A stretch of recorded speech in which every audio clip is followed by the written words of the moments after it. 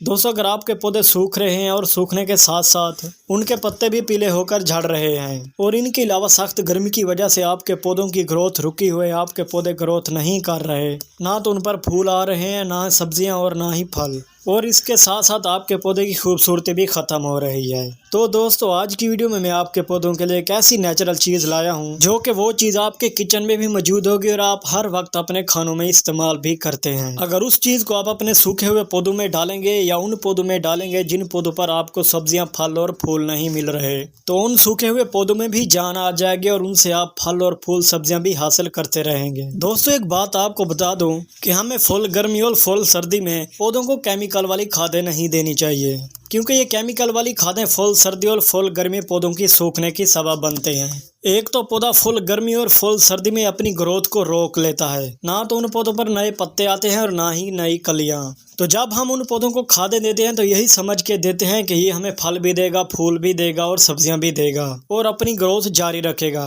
तो जैसे ही हम उन पौधों में केमिकल वाली खादें देते हैं तो उनसे नए पत्ते भी निकल आते हैं, कलियां भी निकल आती हैं और फूल भी निकल आते हैं। तो जैसे ही वो छोटे छोटे शाखें और पत्ते फुल गर्मी और फुल सर्दी में निकल आते हैं तो वो कलियां और पत्ते फुल गर्मी और फुल सर्दी की वजह से जल जाते हैं, जिससे हमारे पौधे को भी सूखने का खतरा होता है। इसलिए दोस्तों, आपने एहतियात करनी है कि फुल गर्मी और फुल सर्दी में पौधों को केमिकल वाली खादों से दूर रखना चाहिए, बल्कि नेचुरल यानी कुदरती खादें अपने पौधों में इस्तेमाल करने चाहिए 12 महीने, जिससे हमारे पौधों की ग्रोथ भी अच्छी होती है और वो सूखने से भी बच जाते हैं। और कुदरती खादों से, होममेड खादों से पौधों पर फल, फूल और सब्जियां भी भर के आती हैं। तो आइए दोस्तों, आज के होममेड नेचुरल फर्टिलाइजर की तरफ चलते हैं। तो दोस्तों, जो चीज़ मैं आज पौधों में इस्तेमाल करने जा रहा हूँ वो है ओनियन यानी प्याज, जिसे हम अपने हर खानों में इस्तेमाल भी करते हैं और ये हमारे किचन में भी मौजूद होगा।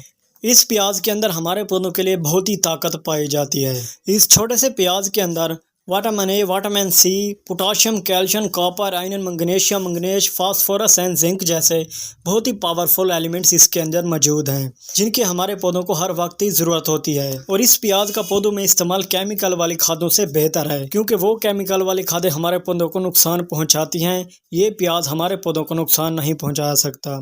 तो ये दोस्तों, इसका इस्तेमाल करने का तरीका आपको बताता हूँ कि आप इसको अपने पौधों में कैसे इस्तेमाल कर सकते हैं।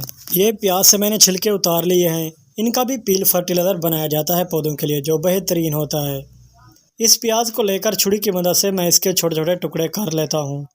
ये देखो दोस्तों, आपने भी एक प्याज लेकर छुरी की मदद से इसके छोटे छोटे से टुकड़े कर लेने हैं। दोस्तों, आजकल बहुत से दोस्त अपने पौधों में फुल गर्मी में भी केमिकल वाली खादें दे रहे हैं, जो कि इस वक्त बहुत बड़ा नुकसान है केमिकल वाली खादें देना पौधों को। क्योंकि दोस्तों, ज़्यादा गर्मी में भी केमिकल वाली खादें पौधों को देने से पौधे की जो जड़ें हैं वो जलना शुरू हो जाती हैं, जिसकी वजह से पौधे की भी ऊपर से ग्रोथ रुकना ख़त्म हो जाती है और आखिरकार क्या होता है कि पौधा आपका मर जाता है। इसलिए आपने भी फुल गर्मी या फुल सर्दी में केमिकल वाली खादें नहीं देनी। हमेशा मेरी तरह अपने पौधों को नेचुरल फर्टिलाइजर ही दें, जो कि पौधों के लिए फ़ायदा भी होते हैं।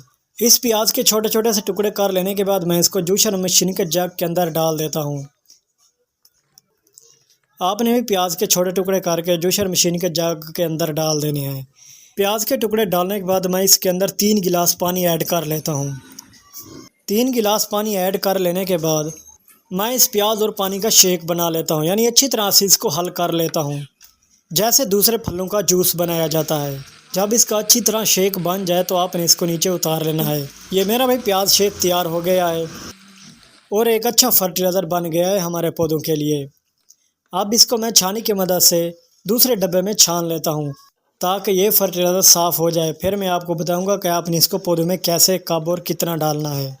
दोस्तों, इस वक्त फुल गर्मी में आप टमाटर का फर्टिलाइज़र भी अपने पौधों में इस्तेमाल कर सकते हैं, अदरक का फर्टिलाइज़र भी अपने पौधों में इस्तेमाल कर सकते हैं।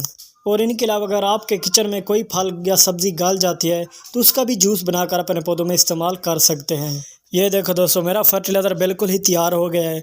अब इसको इस तरह अपने पौधों में डालना है कि अगर आपके पौधों के अंदर मिट्टी सख्त है तो पहले आपने कोड़ी कर लेनी है। कोड़ी कर लेने से ये फ़ायदा होता है कि जब आप इस फर्टिलाइज़र को गमले के अंदर डालेंगे तो ये डायरेक्ट ही पौधे की जड़ों तक पहुंच जाएगा। अगर गमले के ऊपर मिट्टी सख्त होगी तो ये नीचे तक नहीं जाएगा, जड़ों तक नहीं पहुंच सकेगा। ऊपर ही ऊपर ये सारा का सारा फर्टिलाइज़र खुश्क होता जाएगा और पौधे को कोई भी फ़ायदा नहीं मिलेगा। इसलिए आपने फर्टिलाइज़र डालने से पहले गमले सोइल के अंदर मिट्टी सख्त है तो उसे नरम कर दें, यानी कोड़ी कर लें। बाद में ही आप उसमें फर्टिलाइजर डालें, जैसे मैं डाल रहा हूँ। अगर आपके पास सब्जी वाले पौधे हैं, फूल वाले पौधे हैं या फल वाले पौधे, जितने भी पौधे आपके पास लगे हुए हैं, सभी पौधों के लिए बेस्ट नेचुरल ऑर्गेनिक फर्टिलाइजर है। आप बनाकर अपने पौधों में जरूर इस्तेमाल करें।